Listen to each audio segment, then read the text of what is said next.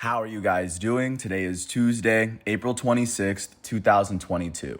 I'm James Sims, and for this episode of The Elite, I'm going to review yesterday's Elite matchups and performances from Monday, April 25th, and I'm going to preview everything that's going on today in the world of sports as we move through it one day at a time.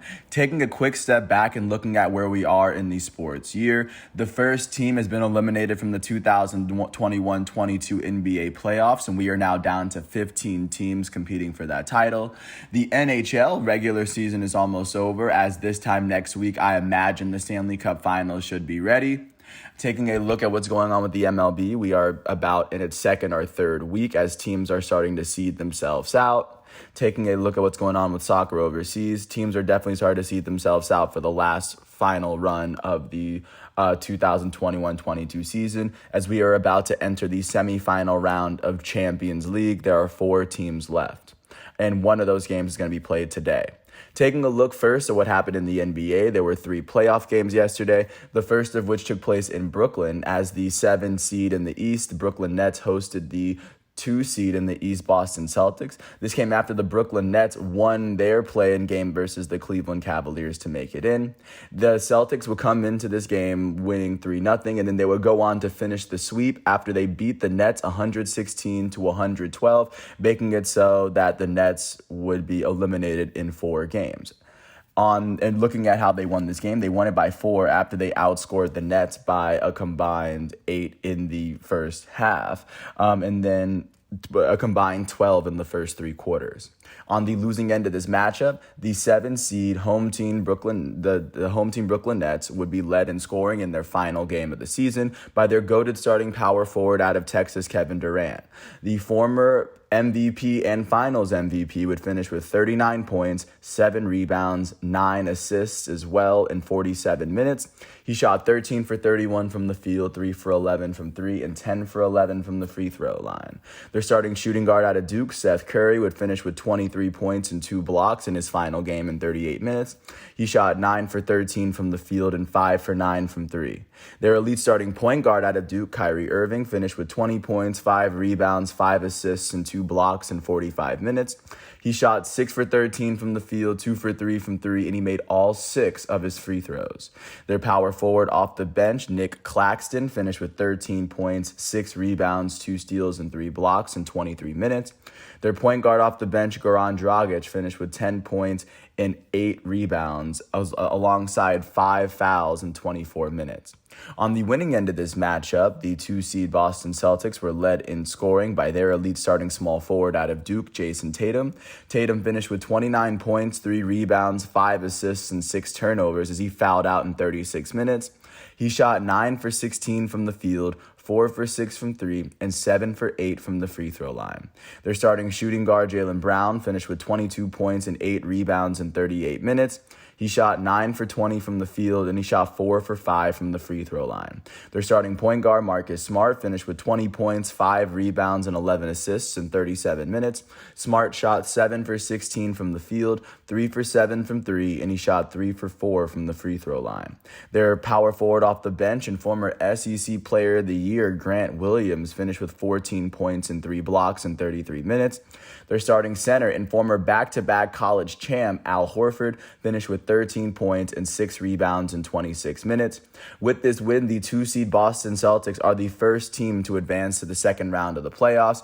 They will face off against the winner between the Milwaukee Bucks and the Chicago Bulls.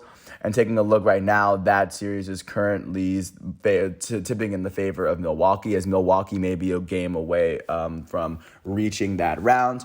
And with this loss, the 7 seed Brooklyn Nets see their season come to an end. They are the only team that could have been swept. They're the only team that got swept in the first round of the playoffs this year, as they look forward to an offseason after an incredible year from beginning to end amidst all of the turmoil. I think that the Nets are going to to be back stronger than ever next season. But of course, congratulations to the Celtics. Taking a look at what happened in Philadelphia, it was game 5 of the Eastern Conference's 4-5 series, as the 4-seed Sixers hosted the 5-seed Raptors. After the Sixers won the first 3 games of the series and the Raptors won game 4 in Toronto, the Raptors would go on to win game 5 to pick up their second win of the series. They won it 103-88. They won it by 15 after they outscored the 76ers by 11 in the second quarter. They were up by 13 at the half. And then on the losing end of this matchup, the 4-seed Philadelphia 76ers were led in scoring by their elite starting center and the NBA's scoring champ this year, Joel Embiid. He finished with 20 points, 11 rebounds, 4 assists, and 5 fouls in 40 minutes. He shot 7 for 15 from the field and made all 6 of his free throws. Their starting power forward, Tobias Harris, finished with 16 points and 7 rebounds in 44 minutes. He shot 6 for 16 from the field, and he would go on to make both of his free throws on the night. Their elite starting shooting guard and former NBA MVP, James Harden, finished with 15 points, 2 rebounds, 7 assists, and 5 turnovers in 40 minutes. He shot 4 for 11 from the field, 2 for 6 from 3, and 5 for 6 from the free throw line. Their starting small forward, Danny Green, finished with 14 points and 2 steals in 25 minutes. Their starting point guard, Tyrese Maxey, finished with 12 points in 42 minutes. On the winning end of this matchup, the 5-seed Toronto Raptors were led in scoring by their starting power forward, Pascal Siakam. He finished with 23 points, 10 assists, and 23 points, 10 rebounds, and 7 assists in 44 minutes. He shot 10 for 17 from the field, 2 for 4 from 3, and he made 1 of his 2 free throws. Their power forward off the bench, Precious Achiuwa, finished with 17 points, 7 rebounds, and 3 blocks in 27 minutes. Their starting small forward out of Indiana, OG Anunoby, finished with 16 points, 5 rebounds, and 2 steals in 39 minutes. Their starting shooting guard out of Duke, Gary Trent Jr., finished with 16 points and 2 steals in 39 minutes. Their starting small forward and rookie of the year, Scotty Barnes, would go on to finish with 12 points, 8 rebounds, and 3 assists. But taking a look at what was going on, I guess with this win, the 5-seed Toronto Raptors are still trailing the Philadelphia 76ers 3-2 in the series. They have to win their next 2 games if they want to make it to the next round to face off against the winner between the 1-seed Miami Heat and the 8-seed Atlanta Hawks. But they have won their last 2. With this loss, the 76ers are still leading the series 3-2. They have to win either of the next 2 games to clinch a spot into the next round. Game 6 is going to be in Toronto on Thursday. So that's going to be a very big matchup as the Raptors still have their backs against the wall and the Sixers still have a game of space. And then looking at the 4-5 matchup in the West, it was game 5 in Dallas as the 4-seed Mavericks hosted the 5th-seed Utah Jazz. Coming into this game, the series was tied at 2 after the Jazz won game 4 by 1 at home. The Mavericks would go on to win game 5, 102-77, to take a 3-2 series lead. They won it by 25 points after they outscored the Jazz by 6 in the first and 10 in the second. They were up by 16 at the half. They went on to outscore the Jazz by an additional 10 in the third quarter as they were pretty much dominant this entire game. On the losing end of this matchup, the 5th-seed Utah Jazz were led in scoring by their point guard off the bench and former NBA Sixth Man of the Year, Jordan Clarkson. He finished with 20 points and 2 steals in 32 minutes. He shot 9 for 15 from the field and made both of his free throws on the night. Their elite starting center out of France, Rudy Gobert, finished with 17 points and 11 rebounds in 27 minutes. He shot 6 for 7 from the field and 5 for 7 from the free throw line. Their elite starting shooting guard out of Louisville, Donovan Mitchell, finished with 9 points and 2 rebounds in 32 minutes. He shot 4 for 15 from the field, and he made his only free throw attempt on the night. On the winning end of this matchup, the 4-seed Dallas Mavericks were led in scoring by their elite starting shooting guard out of Slovenia, Luka Doncic. He finished with 33 points, 13 rebounds, 5 assists, and 5 turnovers in 33 minutes. He shot 11 for 22 from the field, 3 for 10 from 3, and 8 for 12 from the free throw line. Their starting point guard, Jalen Brunson, finished with 24 points and 5 rebounds in 37 minutes. He shot 9 for 20 from the field and made all 5 of his free throws. Their starting power forward, Dorian Finney-Smith, finished with 13 points and 5 rebounds in 41 minutes.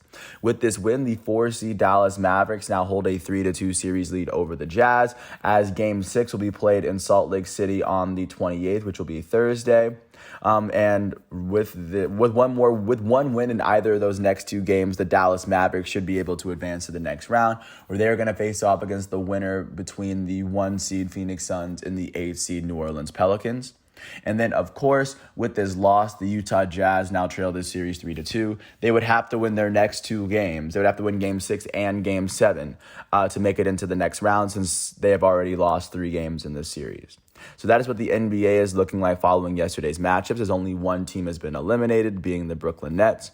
Taking a look at what's going on today, it's Tuesday. There are going to be 3 games today, as there's only one team facing elimination today. First off, in FTX Arena in Miami, Florida, it is the 1-8 matchup. It is Game 5 of the 1-8 matchup out east between the 1-seed Miami Heat and the 8-seed Atlanta Hawks. The Miami Heat currently lead this series 3-1 after they were able to beat the Hawks in Atlanta by 24. So that was the last game of that series. As one more win could see them through as the next team. The winner of this series is going to face off the winner between the Sixers and the Raptors.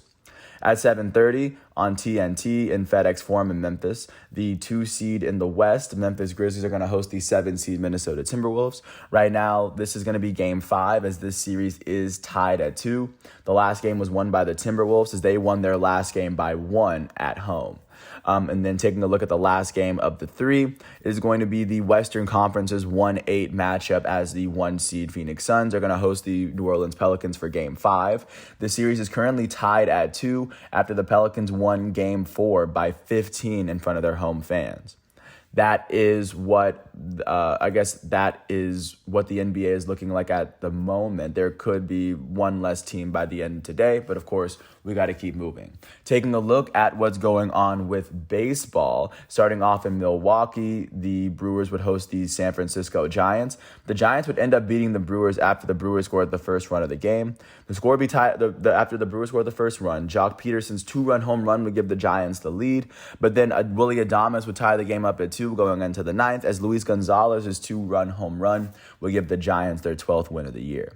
On the losing end of this matchup, the hometown Milwaukee Brewers would be led out by their starting pitcher, Corbin Burns. Their former All-Star allowed no earned runs off of 2 hits in the 6.2 innings he pitched. He would strike out 11 batters and walk 2 in that span. However, the loss would go to the Brewers' closer for the day, Jake Cousins. Cousins allowed 2 earned runs off of 2 hits in the 9th inning. He would strike out 2 batters and walk 2. With this loss, Cousins is 2-1. And in the Brewers' batting lineup, their third baseman, Mike Brosseau, would end up going 2 for 3 with an RBI. On the winning end of this matchup, the San Francisco Giants would be led out by their starting pitcher for the day, Sam Long. Sam Long would only pitch 1 inning, as he allowed no earned runs and only 1 hit. He struck out a batter as well. The win would go to the Giants' setup relief pitcher, Jake McGee. He would allow 1 earned run off of 1 hit in the 8th inning. He picked up his first blown save of the year, but with this win, he's 1-1. The save would end up going to the Giants' closer, Camilo Doval. Doval allowed no earned runs in the 9th inning, as he struck out a batter. This was his 4th save of the year. In the Giants' batting lineup, the only player with more than 1 hit was their center fielder, Luis Gonzalez. Gonzalez would go 2 for 4 with 2 RBIs and a run, as he would go on to hit his first home run of the year. With this win, the San Francisco Giants are 12-5. That is the second best record in the National League West, as they've now won their last 4 games. The San Francisco Giants' 4-game winning streak at the moment is the longest active winning streak in the National League. They are tied with the Minnesota Twins for the longest active winning streak in baseball. The Giants have won 7 of their last 10. They sit half a game behind the division-leading Los Angeles Dodgers. This came after, and this is, of course, the season after the Giants finished with the best record in baseball. With this loss, the Milwaukee Brewers are 10-7. That is the second best record in the National League Central. They've lost only 4 of their last 10. They have 1 more win and 1 more loss than the Cardinals. So even though they sit even, they are still sitting behind the Cardinals in that table. Taking a look at what happened in Philadelphia, the Phillies would host the Colorado Rockies. After the Rockies scored the first 2 runs of the game, the Phillies would take the lead in the 3rd inning off of a 2-run double from Kyle Schwarber. And then they would just run away and score 8 unanswered runs to finish the game. On the losing end of this matchup, the Rockies would be led out by their starting pitcher, Kyle Freeland, who picked up his 3rd loss of the season. He would allow 4 runs off of 6 hits in the 5 innings he pitched. He struck out 7 batters and walked 1. With his loss, Kyle Freeland is 0-3.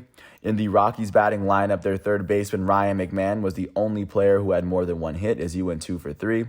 On the winning end of this matchup, the hometown Philadelphia Phillies were led out by their starting pitcher, Kyle Gibson.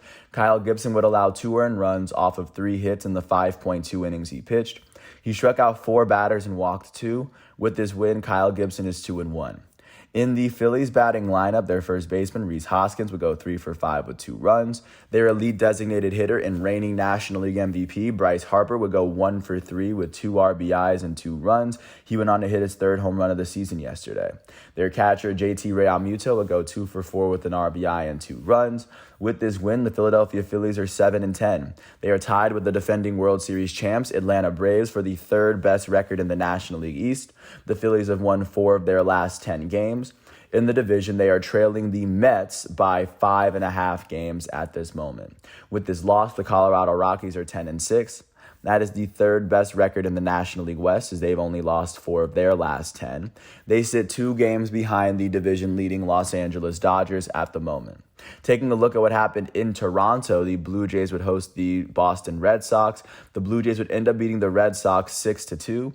After the Blue Jays scored the first 2 runs of the game, the Red Sox tied it up in the top of the 8th.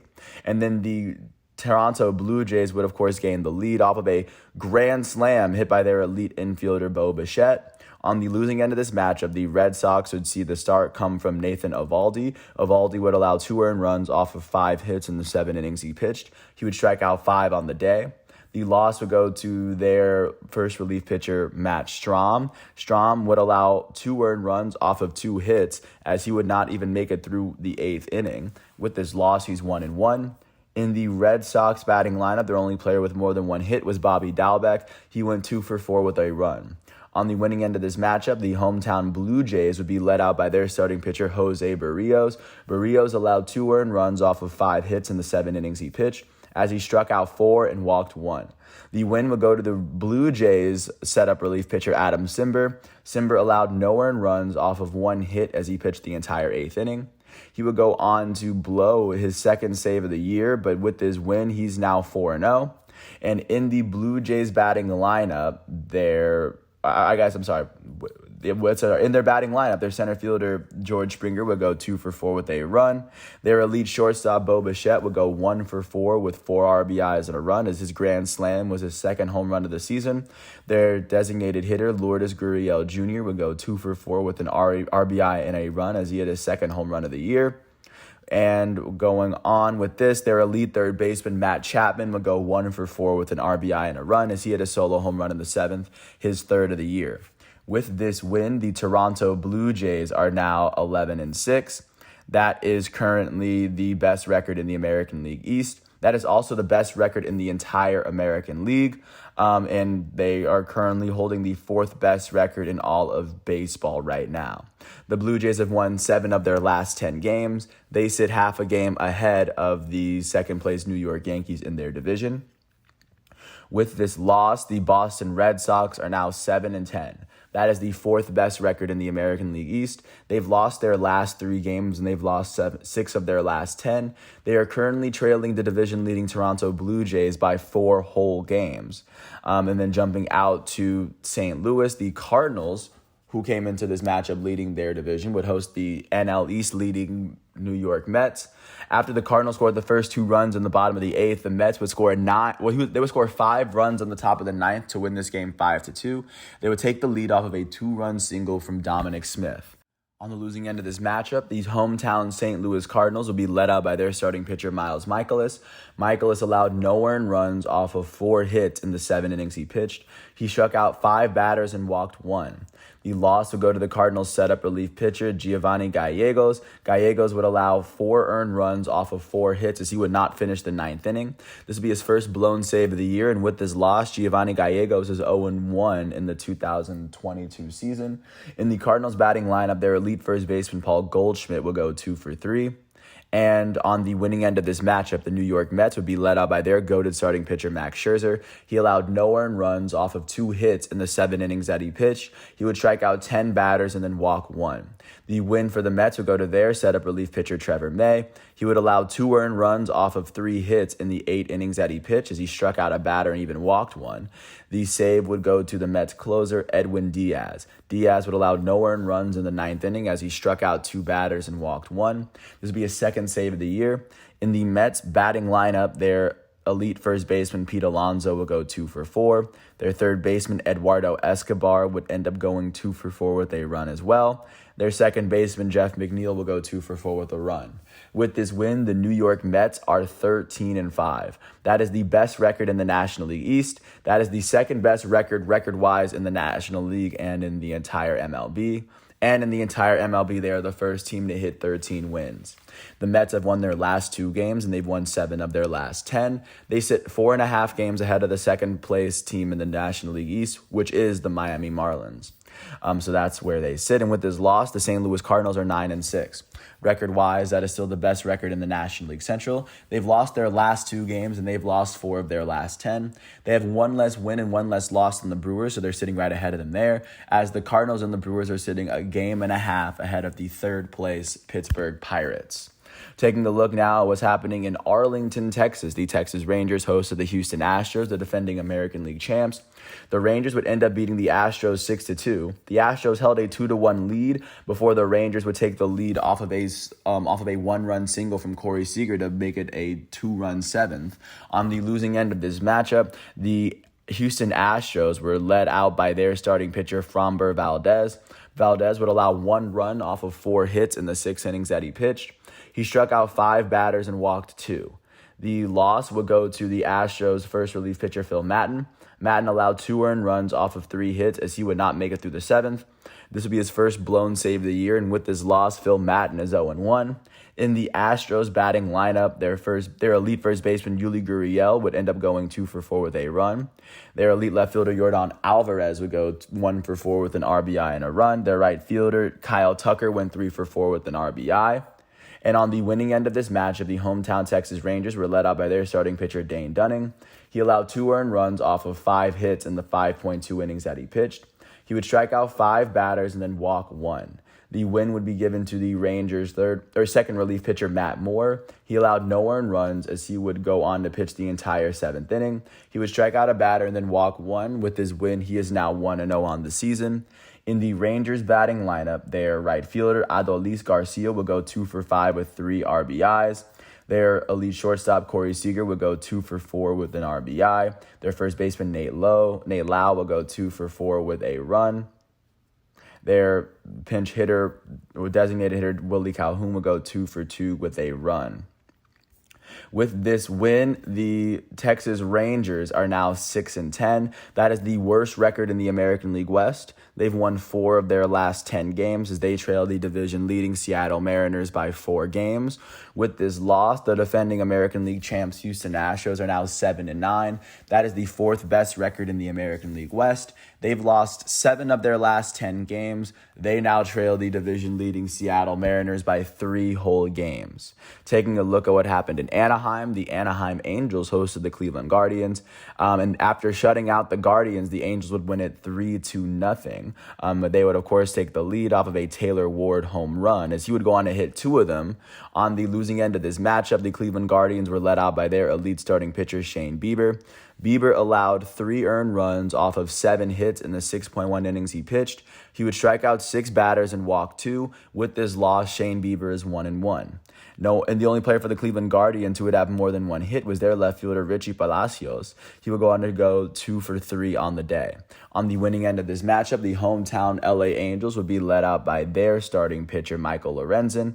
Michael Lorenzen would allow no earned runs off of 3 hits in the 6 innings that he pitched. He would strike out 3 batters batters and walk 4 to pick up his second win of the year. He is now 2-1 in 2022.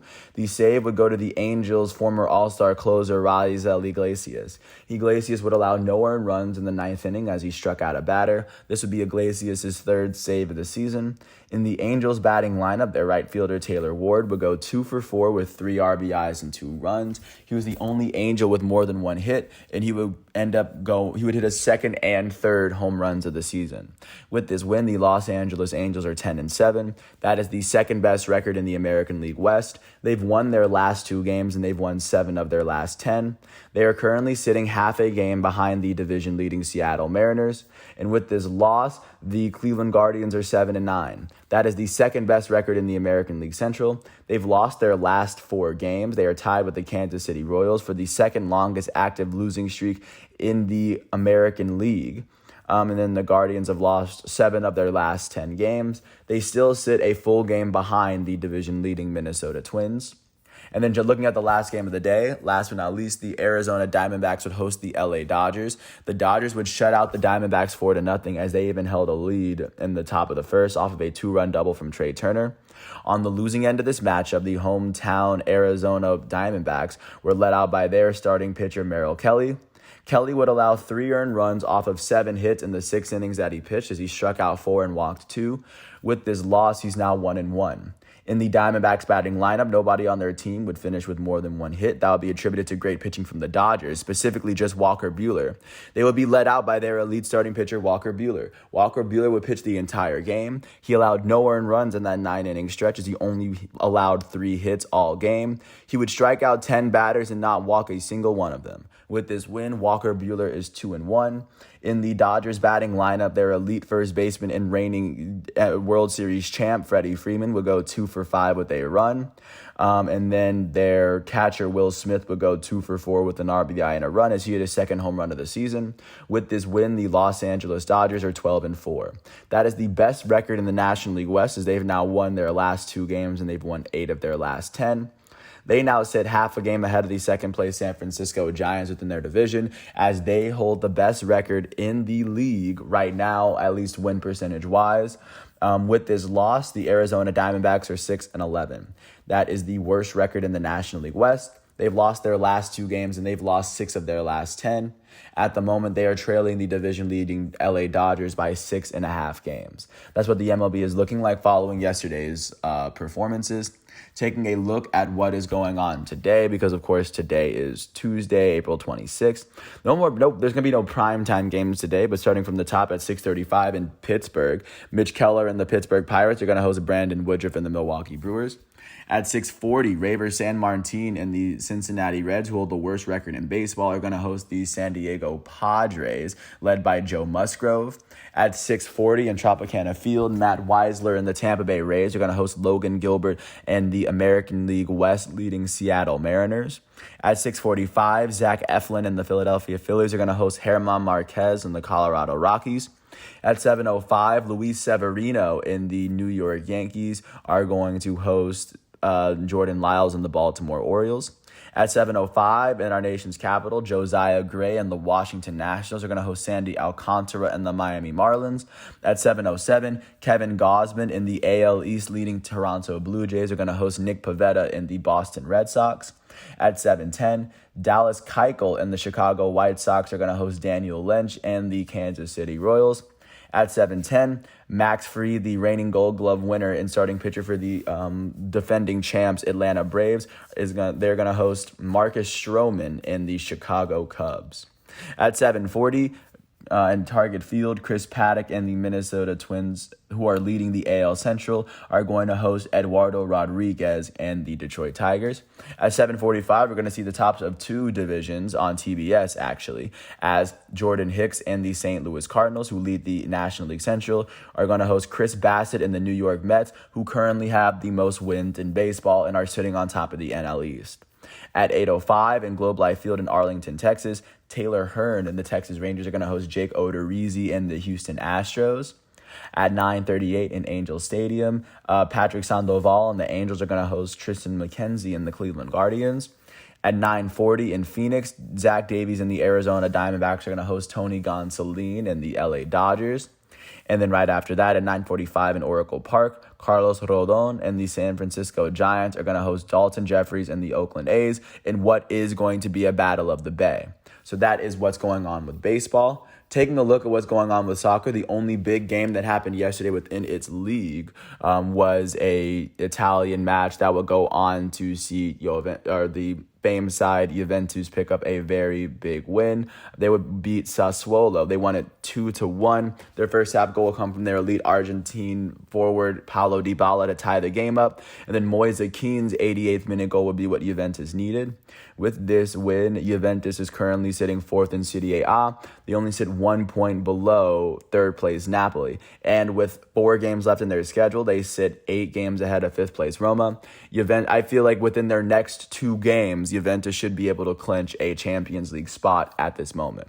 Speaking of Champions League, looking out to what's going on today, the big matchup of the day is going to be at 3:00. It is going to be the first of the 4 Champions League semifinal matchups. It is going to be the first leg between Manchester City and Real Madrid. And of course, I'm going to follow this up with a preview of how both of these teams got here.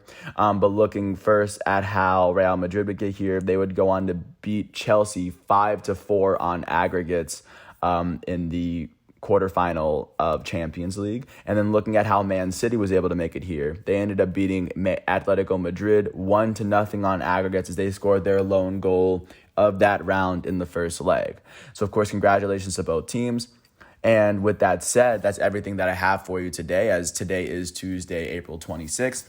Once all of today's exhibitions and matchups are done, I'm going to come back tomorrow on Wednesday, April 27th, for another episode of The Elite. So thanks for listening. I really do hope all is well, and I do have a couple of episodes to follow this up with.